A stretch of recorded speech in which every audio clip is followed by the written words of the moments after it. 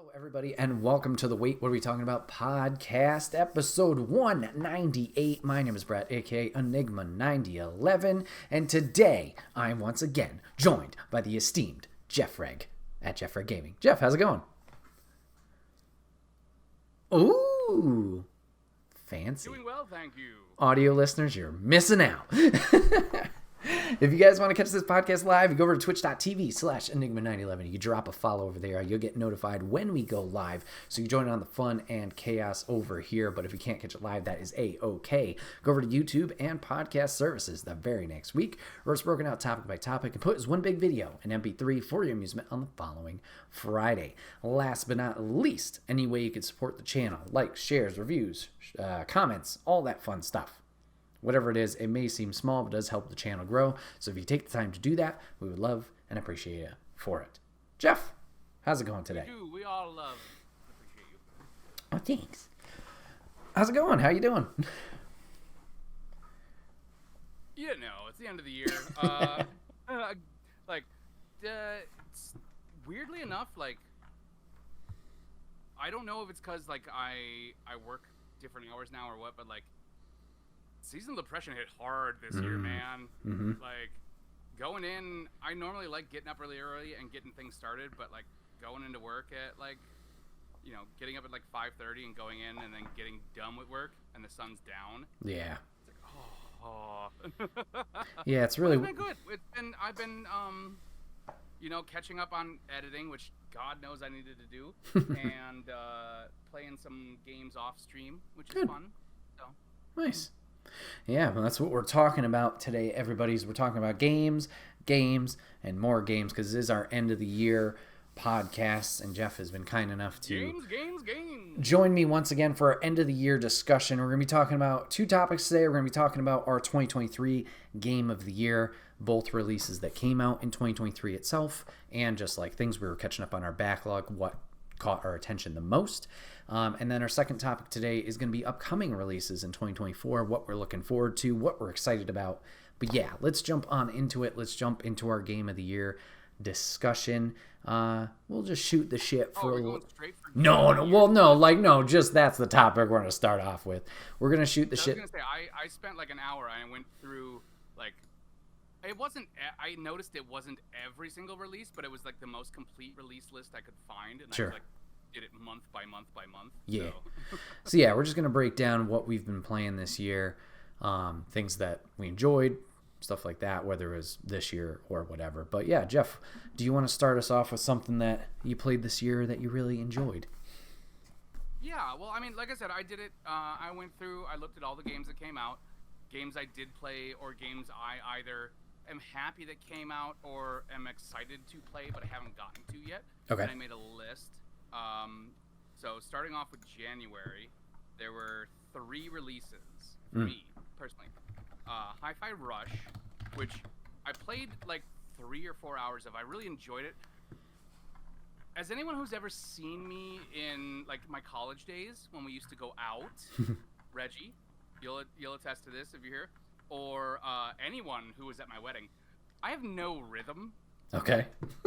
So it made it really difficult to play that game. But it was very cool, and the beats were fun, and the general visual design of it was really, really cool, and the combat was really interesting. It reminded me a lot of Crypt of the Necrodancer. Oh, okay.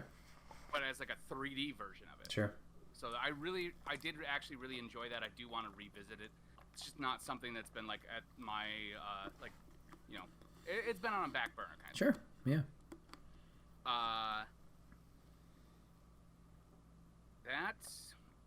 Nope, that didn't come out that month. That came out in Japan that month, so I'm not gonna count that. Sure. The only thing that came out in January was Dead Space, the Dead Space remake, which, if anybody knows me, I freaking love Dead Space. I've got a...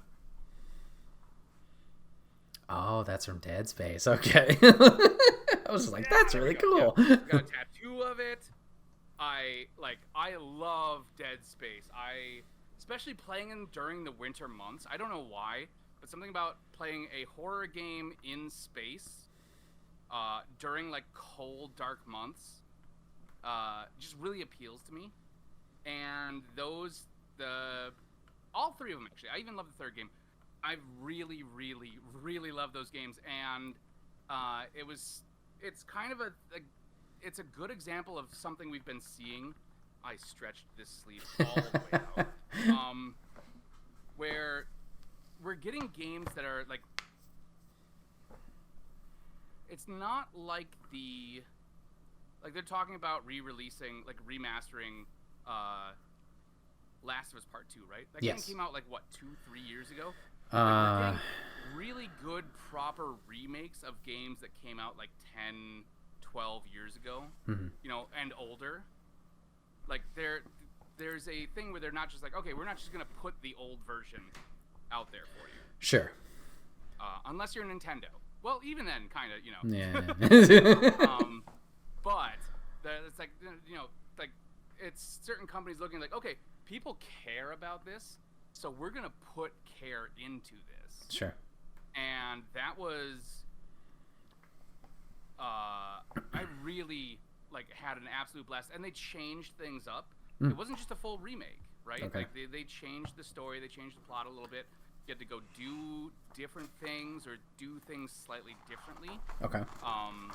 The same way they did with the Final Fantasy VII. I was gonna ask, yeah. Which I would love to talk to you about, but you know. I know. But like you know, I think a month before that, the other game came out that was made by members of the original Dead Space team. Yeah. I can't think of what it's called. I'll find it. It was like the first game I got for the PS5. Yep. It was like Saturn or something. It's a moon. Keep going. Yeah, you're fine. I'll let you know. And it was a prison. Everybody, yeah, we're all like, they're yelling at us in chat, like, yes! I'm worried if I move, like the camera focus is gonna get all wonky. Yeah, you're fine. Came out in December, right? Callisto Protocol. Yeah, shit. Yep. Good job. Yep. Callisto. I was like, I know it's a space thing. And that was a lot of fun, but it wasn't. It like, I could definitely tell. Like, okay, yeah, they did love the original Dead Space. It wasn't quite the same thing, though. Sure. You know. And I also remember spending like, the last boss fight took me like 3 hours. Yikes. It was rough. But yeah, that remake is maybe if I had to give like a remake of the year, I would say it was probably that for me. Okay. So is there anything else in January? You said there was 3. What was the last one that caught your attention? No. The other one came it was the Japan one. Okay. So I'm not counting that. So I like this month by month thing. I think we'll bounce back and forth through it because I have Wikipedia up, so I'm scrolling through that, and I was like, oh, what caught my attention here? That's where I got my list. Nice. So it's not a complete list because I noticed some games that came out in the last like 2 weeks that are not on there. Sure. So one that is on my backlog that I was really excited to play but did not get a chance. Luckily, a lady was kind enough to grab it for me for this holiday season. But Forspoken, I was looking forward to this. I know I've heard some mixed things about it in terms of dialogue. It got a lot of shit. A lot of flack, yeah. But it got a lot of, I was interested in it, and I recently saw. It was like one of those GIFs with sound thing. It was just like gameplay video with other audio cut over it. Yeah. And it's like, what is that game? And it's like, oh, it's Forspoken. It's like, I need to play that. Yeah, it looks beautiful. So, looking forward to jumping into that and giving that a fair chance instead of just like, yeah. One thing I did play, and now this wasn't released entirely this year, but on the PlayStation side of things, this was where it was released. But Power Wash Simulator. God damn, that was a lot of fun.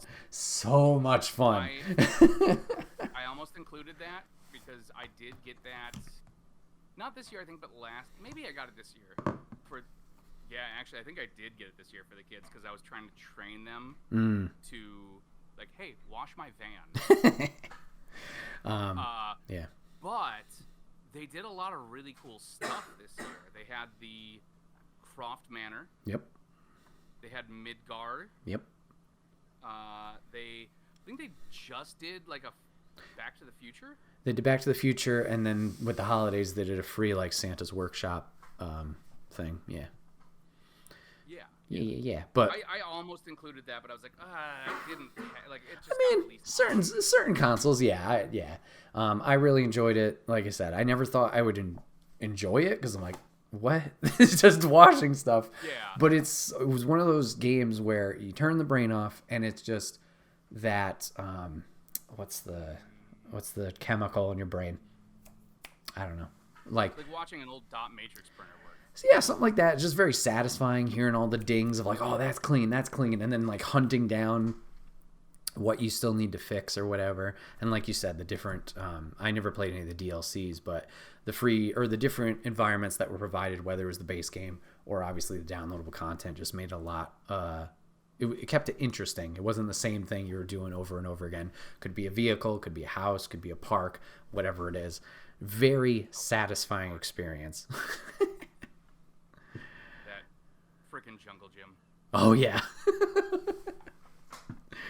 Where's the last 1%? Yep. Oh, spray the roof, spray everything. It's in the crevices. What is it? Yeah, good times. All right, so moving on into February. What do you got for us, Jeff?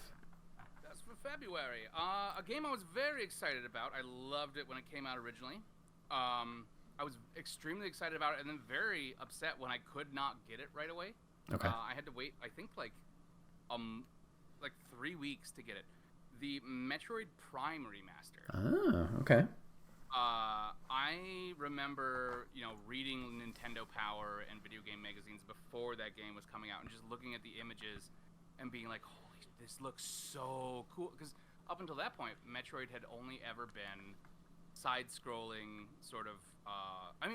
It's one of the progenitors of the Metroidvania genre. So going back and forth, exploring, finding something, going back halfway across a map to unlock something based on something you found. It was an amazing, amazing game. It was super fun. The controls were really, really, really tight on the GameCube. I was very excited to do it, and when I finally got it, I was playing with one of the. So this is a little bit of a caveat to this. I was playing with one of the Switch controllers where it's just like the hand thing, and you slot the Joy-Cons into it. Yeah.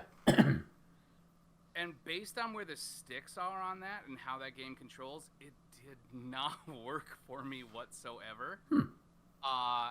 It took a while. After I ended up getting a Pro controller, Okay. it got so much easier because the sticks are in, roughly they're closer to the same spot. And suddenly, like, it's a weird, like, muscle memory thing of, like, oh, this is suddenly so much easier. And it made it so much more fun. And I felt like I was playing it again because I haven't played that game since 2008, I think.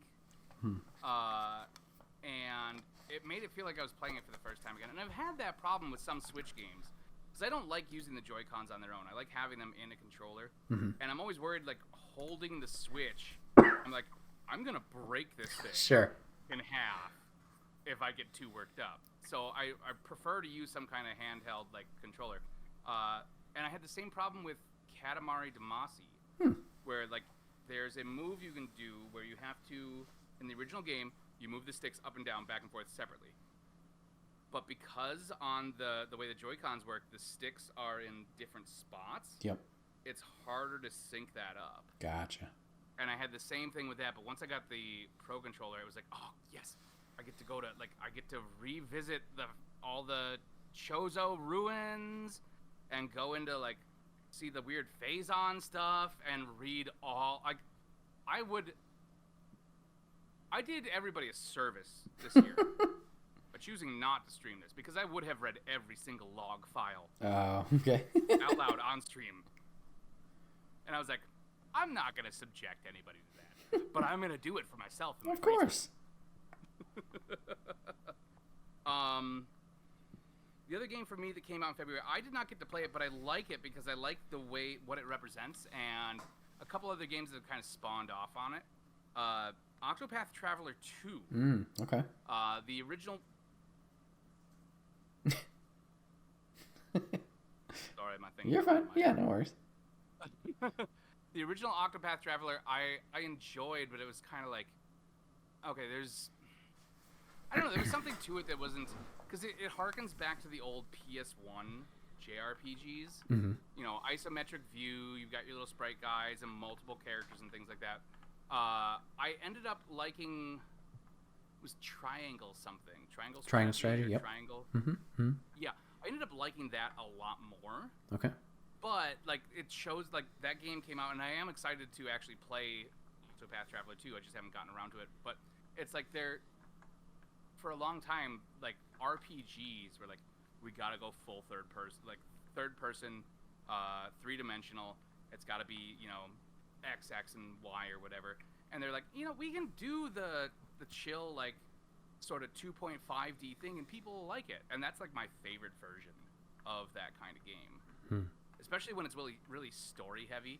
Like, I can watch a three-dimensional character talk for 30 minutes, but, like, I'd rather be able to, like, I can read faster than they can speak, so I'd like to be able to, like, skip through things. Sure. And just the art style itself, you know, the sprites, like, really good sprite work is, like, mwah, you know? Especially now that they're getting into, like, the 2.5 or full 3D, like, backgrounds. Yep. Where, like, it's not just, like, the matte painting. Not that I don't love those. Those have a special place, too, but... Yeah. All right. February was kind of a quiet month, though. Yeah, looking through it, I didn't play anything that did release. This is a big gap. And this is a big gap of, like, releases that came out this year that I missed out on. There was one I was very excited for, and it was kind of brewing in this concoction of ick. So I did really want to play Hogwarts Legacy.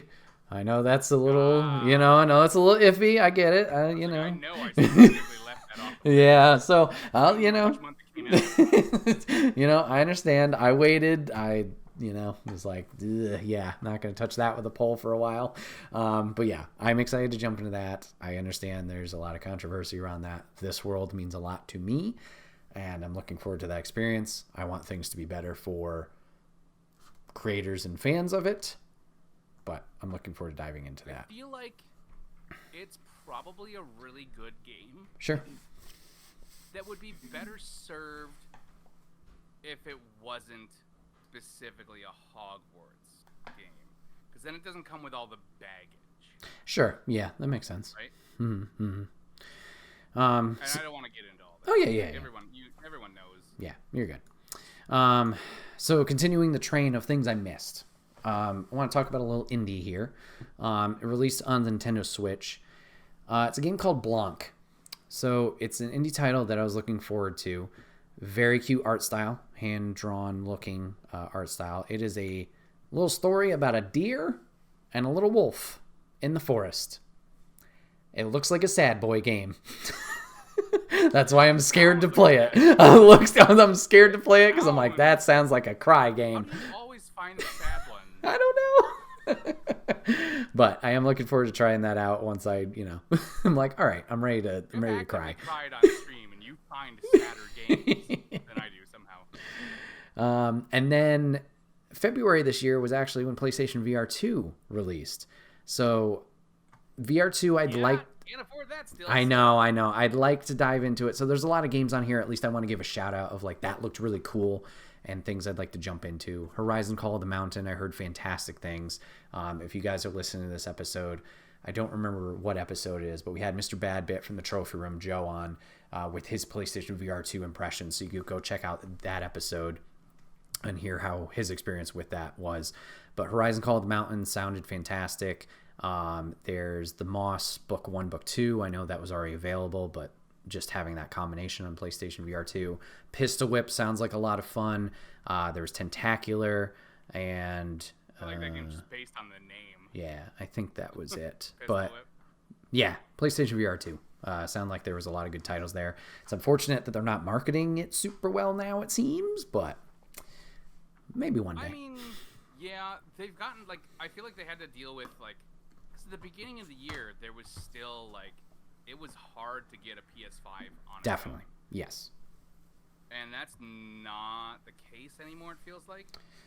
Like, the last couple times I've been in a brick-and-mortar store, it's like, okay, they've got a stack. Yeah, I still haven't Like, seen one kind of in person in a main store. I've seen them in a mom and pop, but not a big one. Oh, no, I've seen them in, like, a Best Buy. Well, that's good.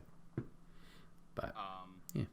So maybe they can start pivoting. Because, yeah, that's definitely something I would love to... I mean, I still just want to play, like, Beat Saber and shit. Right, yeah. Mm-hmm, absolutely. All the stuff from PS4 I never got to play. It's like, oh, I can play that on the PS5. Yep.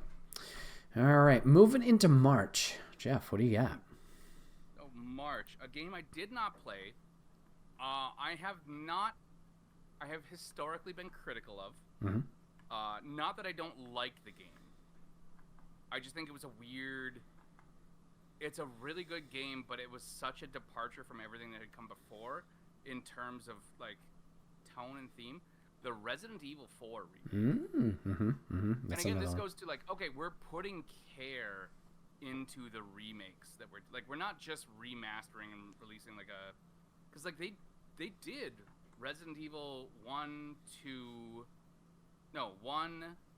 Origins, 4, 5, and 6. They did remasters. Oh, yeah, for other... Yeah. Like, it was a barely souped up version, sure. You know? Like, the Resident Evil 1 remaster they released, it was like, okay, well, we took the GameCube remake and, like, made it, like, 1080. Sure. That's all they did. I actually have been really excited to play it. I did a lot of Resident Evil last year, though. I was like, okay, we gotta, like, I can't be playing Resident Evil all the time as much as I want to. I haven't gotten a chance to play it yet, but sure. I am very excited about it because, like, it was a weird-ass game. Some of the character choices they made in it, again, and that's what I was kind of critical of, is like, okay, well, like, Leon is suddenly this, like, moody secret agent, you know, when he had just been, like, a rookie cop the last time we saw him, and now he's this, like, emo, badass secret agent, and everything's like, oh, like, the games had already been, like, it's an evil corporation doing experiments on people and creating a zombie virus. And they figured out a way to make it more like... It's some weird combination of, like, dark edgelord and emo. They couldn't figure it out. A lot of it might have to do with his hair. Sure. But, like, I did have fun playing the game, and I'm excited to see what they did, like... Because I'm sure they, like, balanced some things out or things like that, because it's a full remake. Sure. Another game I did not play myself, but I loved watching people play, was Sifu. Came out in, so yeah, that came out to Xbox not something consoles. I ever picked up for myself. Yeah, it's not something I ever picked up for myself, but it's so much fun watching different people play that and the way they approach it and every fight. And I'm like, okay, do you want, like, somebody's like, I want to play as old a man as possible. So they get, like, just get their ass kicked intentionally a ton at the beginning and then go on and, you know, just rock shit from there. It's a really cool, like, you know, okay, every time you lose, like, you get to go back, but there's it doesn't, like, affect anything, but it does a little like, bit. Effect to you losing. Yeah. Consequence. Yeah. The last game that I did not play, I watched Willow play. Okay. And this is gonna be a silly one. The Murder of Sonic the Hedgehog. Oh, geez. Okay, I'm intrigued. So, game itself, it's your standard, you know, like, visual novel. Okay. But it kind of shows, like, Sega's really willing to fuck around with their most beloved IPs. And, like, if you've ever followed the Sega Twitter, like, they've been weird and goofy for years. Like, would Nintendo ever release a visual novel about Mario getting killed? Probably not. Hell no. You know? But Sega's like, fuck it, yeah, let's do it. And, like, they're very... It seems like they, for a Japanese company, they have a more I don't know if it's modern or Western or what, but their mindset about their IPs seems to be a little bit more like, yeah, let's fucking have fun. Who cares, right? Like looking at like what they did for the Game Awards. Like they didn't do some big thing for a new Sonic game or anything. They're like, we picked like 5 of our favorite old school games, and they're all getting new sequels. Well, remakes. You know? Yeah, or remasters. No, I think they're full sequels. Oh, really? Oh, okay. I think. Cool. I did a little bit of reading afterwards, and like, they're not. I mean, some of them, like, I think was Golden Axe in there. Yeah, Golden Axe, Crazy Taxi, but like Jet Set. They teased a fighter, but they didn't show it. I think Jet Set and Crazy Taxi are actual sequels. Okay. If I remember. Cool. But people, I mean, then again, people have been begging for a Jet Set Radio sequel for, God, how many years? Yeah. Since the Dreamcast. But I liked it because, one, it was fun. It was silly. You know, there's nothing, like, not an amazing, groundbreaking thing or anything. But it shows, like, hey, here's, like, in, like, you know, our current day and age where, like, companies get super litigious about their IPs and what people are allowed to do with it. Here's one that's like, hey, we're going to kill off our guy on a train and, like, you go figure it out. And everyone's weird. And if you want to be horny about it, that's fine. Oh, my. Don't, like, Rule 34. No, of course not. All right, cool. Let's see, what do I got for March? So I think March, if I remember what I scrolled through quickly, I think it was it's a mix of ones I played and ones I did not. If you guys have been on social media and you've seen my PlayStation Wrapped, to no surprise, WWE 2K23 is up there in most playtime for me. I mean, duh, wrestling fan, that's going to be up there. I still insist that we have to do a thing where, like, I make a bunch of people that we know in the character creator, and then you assign them moves based on your wrestling knowledge. Okay. And then we just set it to, like, a Royal Rumble with, like, full AI. Sure. And just provide color commentary. Of course. While the AI does its thing. Yeah, that'd be interesting. Along with you, Resident Evil. See the Brent that I made in, like, 2K 2017? No. Oh, it was beautiful. It was beautiful. I'll see if I can find a picture of it somewhere. All right. Along with you, Resident Evil 4 Remake's a gap for me. I think I played just the opening area, and that was my first experience with RE4 in general. So yeah, that's one I got to get back to. Everybody played. And then one I did play, and this was on Windows. It is now on the PlayStation platforms as well, is Have a Nice Death. So this was a 2D side scroller, like, roguelite. I really, really dug the art style for this game. Like, it caught my attention last year when they announced it. I was very excited for it. I don't know if it was just my personal experience streaming it and on the PC side of things. It was okay. I'm going to give it a second chance on PlayStation. I don't know if it was just I wasn't connecting with the story or didn't know what was going on. From a gameplay aspect, everything ran smoothly and was fine, but it just didn't meet that high expectations maybe I set for it. And then the last one I can see of note here is another one I missed. Oh no, I'm sorry, there's two. I'll talk about the one I did play. So this one this one released on Windows, but I played it on Nintendo Switch, so it might have released later than March, but I'll shout it out here. Shout out to 61 Indie and Mike Towndrow for letting me know about this game. But Spin Rhythm XD. I played it during Extra Life in the wee hours of the morning.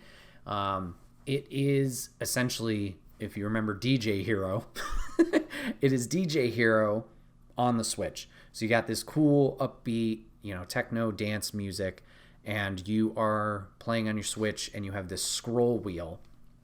And you have to use that wheel to line it up with either blue or red notes. If it's just certain ones, you can just move the wheel so it matches them. Thicker ones, you have to hit a button prompt with it. And then there's other ones you have to hold a button and like follow a line and a path along your track as you're going along. Obviously has a lot of the same mechanics as Guitar Hero and Rock Band and those types of games. But Spin Rhythm was a lot of fun. Music's all great. I would definitely check that out for anybody who's into those rhythm type games. Like I said, it's on Windows. It's on Nintendo Switch. Apparently, if you want to get nuts on Windows, you can use peripherals. So if you have DJ equipment, you can use DJ equipment. So that's pretty cool. But that's yeah. definitely its whole own category on Twitch somewhere. Oh, probably. And now it's the last one that I missed, but definitely want to play. It's another Sad Boy game. I missed it. Where is it? Where is it? Where is it? I think it's Before Your Eyes. Yeah, Before Your Eyes. So this So this one launched on PlayStation this year. It was on Windows previously. So this is a game that uses eye tracking. So the concept of the game is you're going through this story and this narrative, obviously first person perspective, but every time you blink, the scene will change or things will change in the scene and progress your life story narrative. It seems like a cool kick-ass story. Yeah, I know. That's why I'm like, this is a Sad Boy game. This seems like an emotional journey. But I'm interested. There's a very good reason that I have a reputation for not blinking during certain portions of games for a really long time, and I don't know that I could do that game. Right. That sounds. Ooh. So yeah, that's all I got for March. So moving on into April. All right, April. So, okay, here's one I actually didn't know came out this year. Okay. I only found this out today. But it's a game, it originally came out on PS2, and I always really, really wanted to play it. But getting a copy of it is like, I want to say the last time I looked, it was like $150 to $200, something like that. Okay. It's Dokapon Kingdom Connect. Huh. And Dokapon Kingdom was a PS2 game that it was kind of like a Mario Party game, but it was more built around like strategy RPG. So like you could have like 4 players, and you were hired by the king to like help defend the kingdom or whatever, and like the more stuff you did, the greater your reward, to the point where like you could win the kingdom.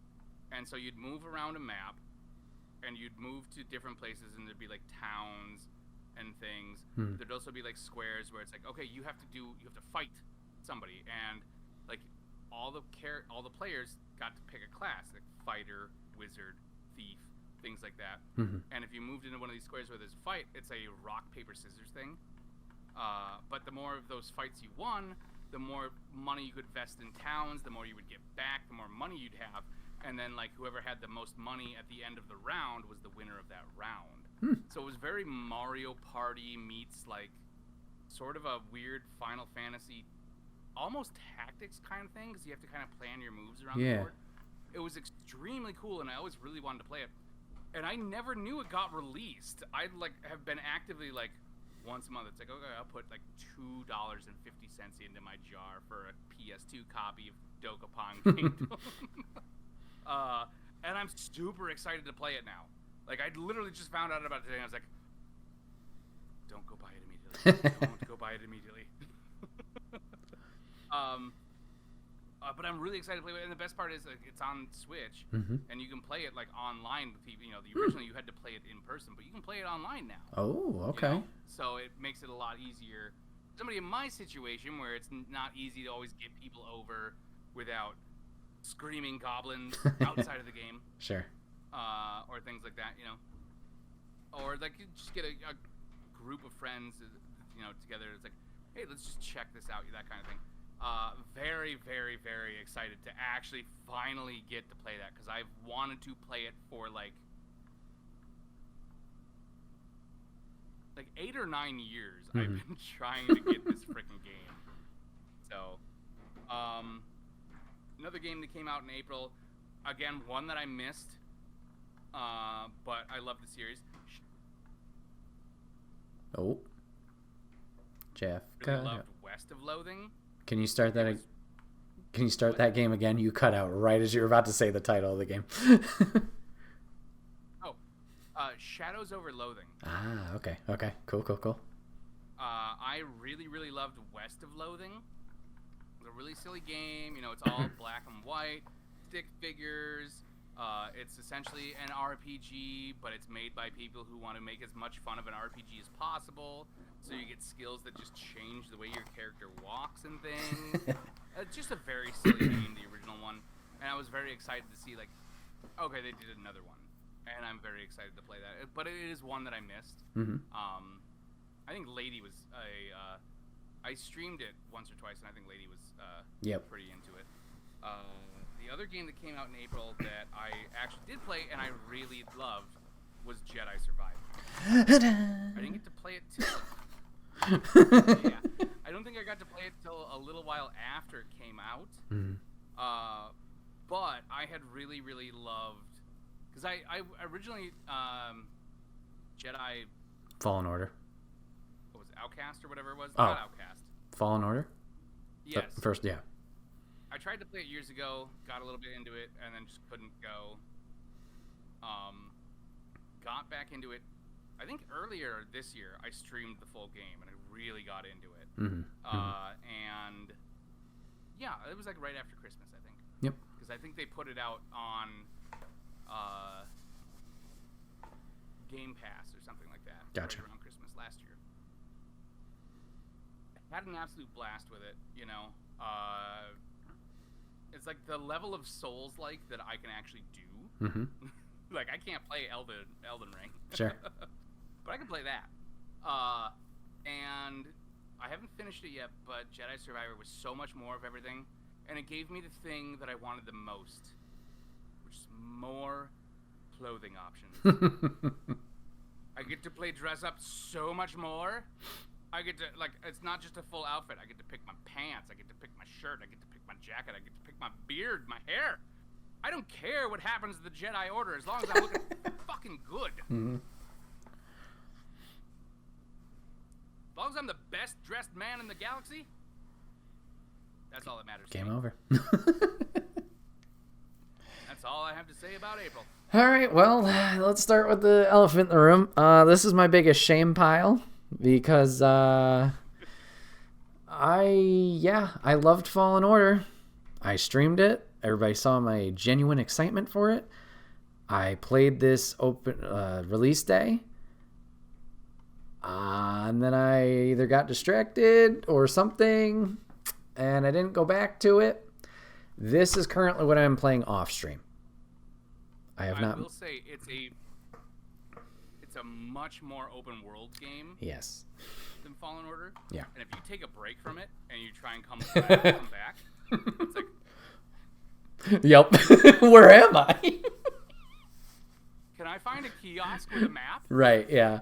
So I'm currently I felt like a kid lost in the mall the first time I took a break from it.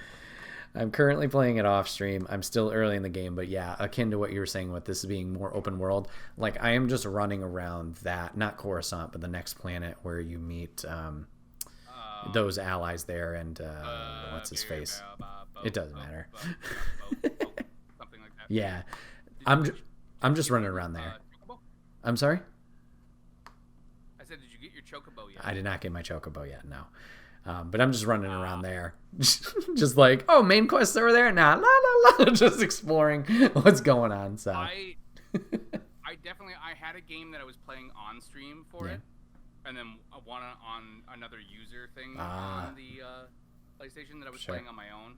And I kept them mostly in sync, but one of them I was like, just going to wander around and do fucking whatever. Sure. And I got into, like, so much shit that I should have, like, I should not be here.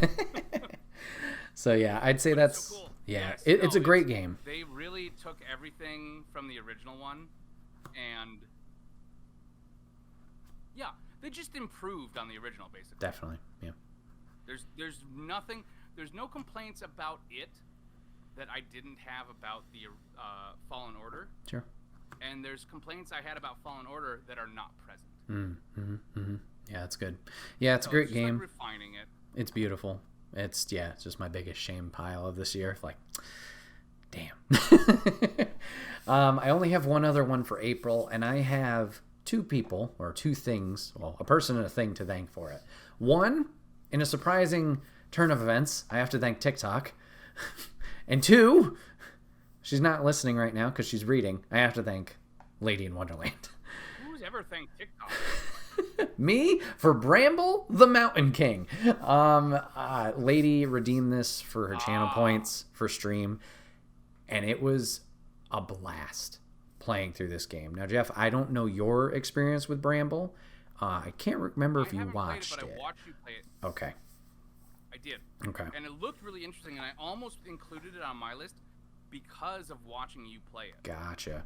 Yeah. But I only caught like half of one stream, and I didn't feel like that was enough for me to include. Okay. Yeah, this might be something up your alley to explore down the road, maybe. Yeah, I had a blast with this game. Knowing absolutely nothing about it, and then TikTok going viral with the demo of it. Just joining this story of these two young siblings getting lost in the woods, and then this brother saving her sister. Yeah, I'm talking about your game. Bramble the Mountain King. Oh, I was 10 out of 10. Well, it was very, very good. It was really good. It was very good. Take her to jump in? Yeah. So yeah, How long will the paint gallery hold still? just want to shout out Bramble. It was an amazing experience. I highly recommend it to everybody. Yeah. It did look really good too. Yep. Mm-hmm. Yeah. Like, not only did it look like it had a good story and was fun to play, it, like, for a game that kind of came in under the radar, Yep. it looked really good. Mm-hmm. Yeah, Dimfrost Studio and Merge Games. Those are the developer and publisher. Both very good. Yeah. That's what I got for April. All right, moving on to May, the big game for May. Oh. The big game. What I thought was going to be my game of the year. Legend of Zelda: Tears of the Kingdom. Now, I mean, you know, anyone who's ever watched anything I do or talked to me for more than 5 minutes about video games, like, I'm a giant Zelda fan. Like, it's the game that got me into games, the original Zelda. I wrote a D&D module based off of a Zelda game, going through dungeons and stuff. I was very, very excited for this game. It came out at a really unfortunate time. Okay. Because it came out the day before I took a trip to Colorado. Yep. And I was like, I'm not going to buy 2 copies of this because I already bought the game and 3 amiibos. I know the kids are super excited about this. I'm not good at doing anything except for panicking on an airplane. So I'm gonna leave the game here. And so I left it there. I went to Colorado for the better part of a week. I came back and I did start streaming it, but like by that point there was so many like shorts and clips and TikToks and things of people doing insane things and like just getting bombarded with it. It made it really difficult for me to get into the game in like just my own headspace. Gotcha. Kind of. Mm-hmm. I actually did start. I streamed it for a while. Mm-hmm. That was also, it was a weird point because, and I can back this up by my employee reviews at work. I got into a weird funk during the middle of the summer, where like I got worse at kind of everything for a while, for like 3 months, and they can be backed up by my supervisor. But like I streamed it for a while, but I just kind of like, it was really, like Breath of the Wild I really loved. It was just more of that, but in the same way it was like more of that in maybe not the best way for me. Mm-hmm. Like they introduced all these new mechanics and stuff, which is really cool, and there's a new overworld and a new underworld and all that kind of stuff. And fucking Matt Mercer's in it, which, I mean, I will watch him, like, fucking chew carpet as a villain every day. Or, no, chew scenery. There you go. There you go. Chew scenery. say what we. I guess so. Yeah. I might watch him do the other thing. Nice. Wait. Anyway, choose scenery. Yeah. It was one of those things where it's like, okay, this is the same world in the same game that I was in the last one. And like I went into it like, okay, I'm gonna know where to go. I'm gonna know to do everything. And like they had changed just enough that that preconception got fucking tossed out the window. And I was like, oh, I don't know fucking anything anymore apparently. And then I kind of got like, I just started to get a little burnt out on it. It was like so big and so open, and there was like so much was so very much the same but so different. Jesus. Oh my god. I'm gonna be thinking about that until like 3 a.m. I'm not going to sleep tonight. I gotta work at 5. Like I gotta get up at 5, and I'm gonna be thinking about that at like 4:30. Like,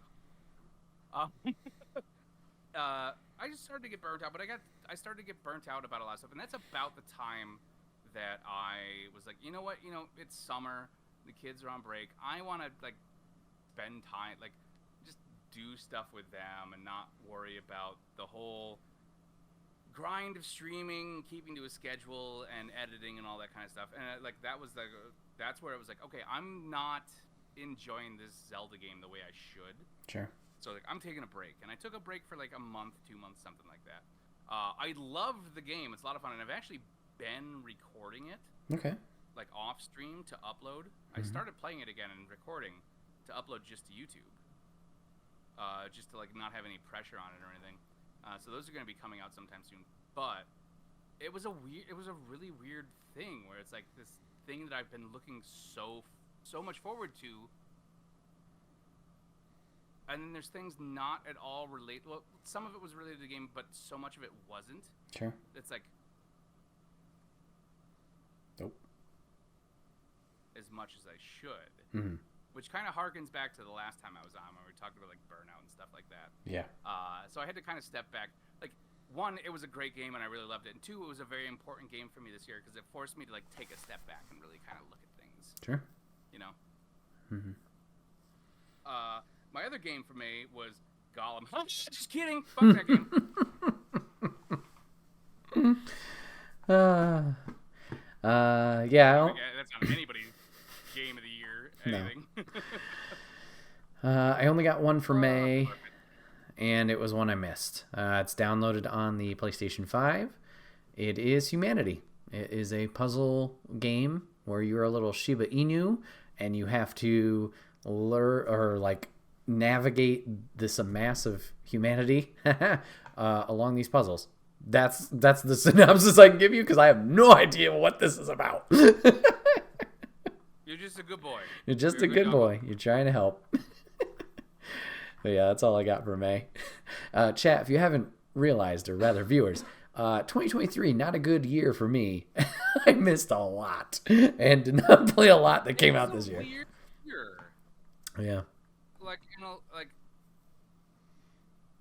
it was just kind of a weird, yeah, there was a lot of like, it's like, oh, there's stuff I want to play, but like, I can't be, Sure. There's just things going on and I can't be bothered. Like, I kind of got that vibe from you a couple times, but it's like, yeah, there's stuff I want to do, but like, yeah. Also, this couch is really comfy. Yep. Yep. And if I don't play the game that I really want to play, I can just enjoy the couch. Right. Yeah, it was a weird year like that. Okay, so moving on to June then. Mm-hmm.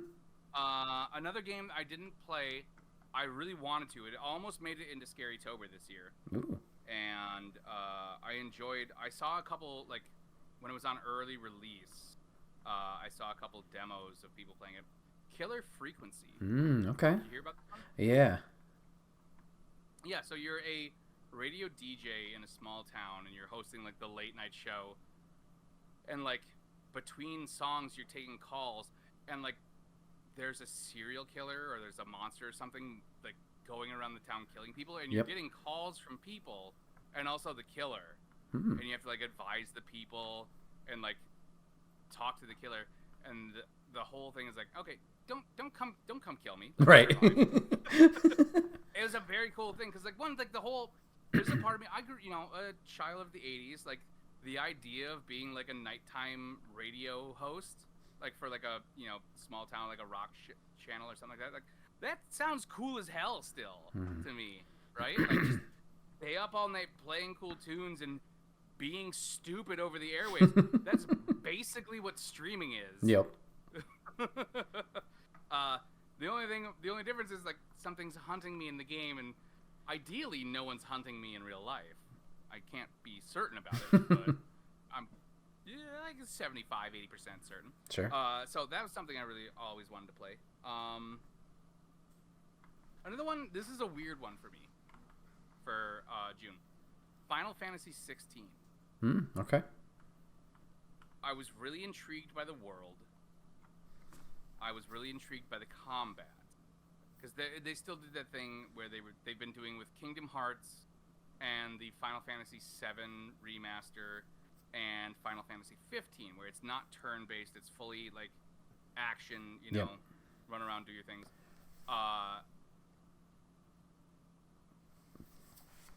I ended up just like the more I played it though, the more I was like, this feels like a PS2. Like if you got a PS2 and you got like the online adapter to play a PS2 game online, like all the quests were like, go get 10 of this thing and then bring them back. Go kill 5 of this thing and bring them back.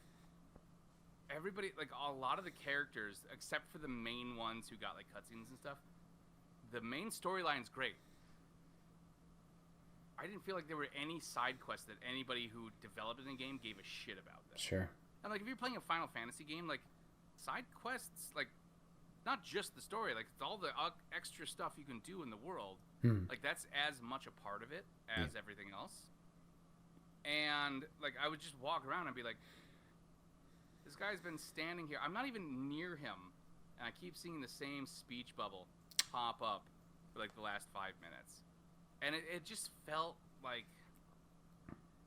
especially with like, the Final Fantasy VII remake having come out, 2 years ago? Yes. Like, the amount of like polish and everything they put on that, and then they release this, and they like hype it up as the next big one.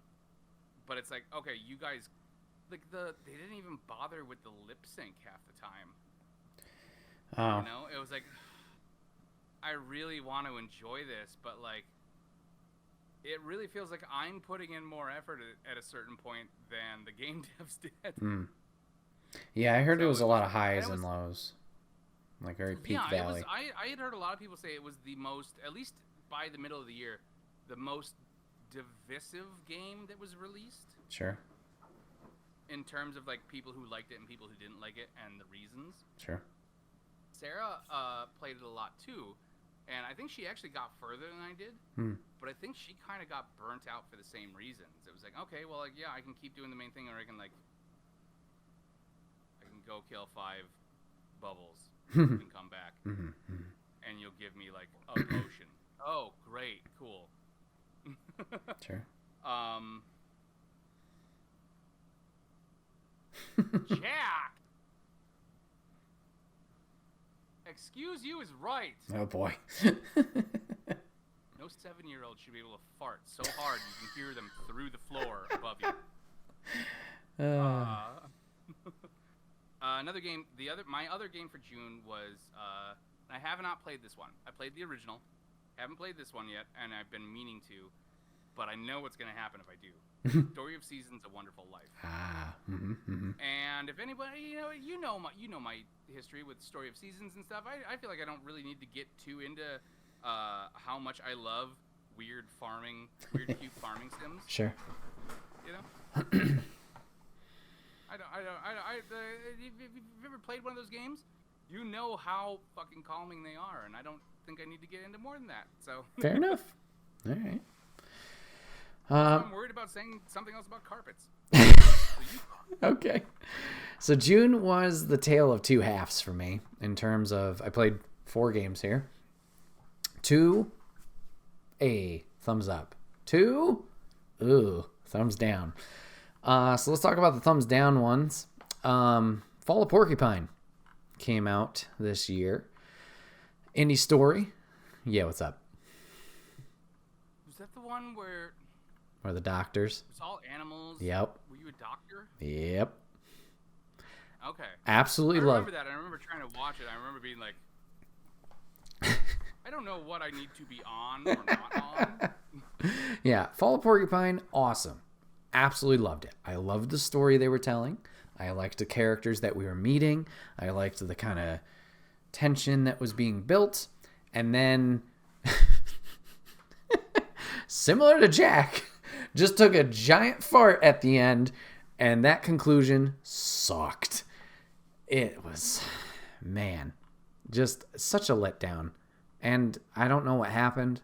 I really don't know, but just oof, just big trip fall right on your face type moment. Another down point.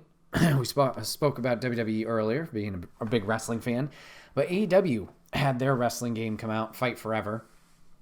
And yeah, this was another game that just did not hit.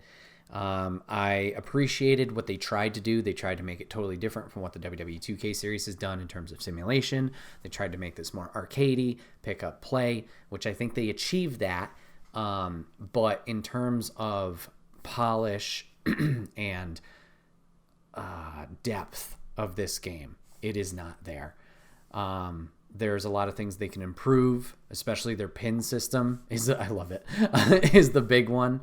Having no notification of how you can kick out of a pin or anything. It is just random chance of you spamming the buttons is not fun, is not rewarding for a player. The story mode, I appreciate the branching stories, but it looks like an old game that, you know, could have came out 20 years ago in terms of quality for what this should be. How they're doing the seasonal content, the cost for what you're getting is insane. So it was a big letdown. Yes. Forgive me if I'm wrong, and you're right around the age where, like, I'm not sure if you ever got to enjoy it in its heyday, but, like, sure. 20 years ago, that's about WCW NWO Revenge on the N64. Sure. So N64 is a big gap in my knowledge. I did play a little bit of was it Raw's War or Warzone? I don't remember. Whichever. Came out afterward. Revenge, I think actually kind of holds up. Gotcha. Yeah. Fight Forever? No. Definitely no. So those are my low points. Raven, you could pull a stop sign out from under the fucking or the ring. Let's see. So Street Fighter 6 came out this year in June. Solid.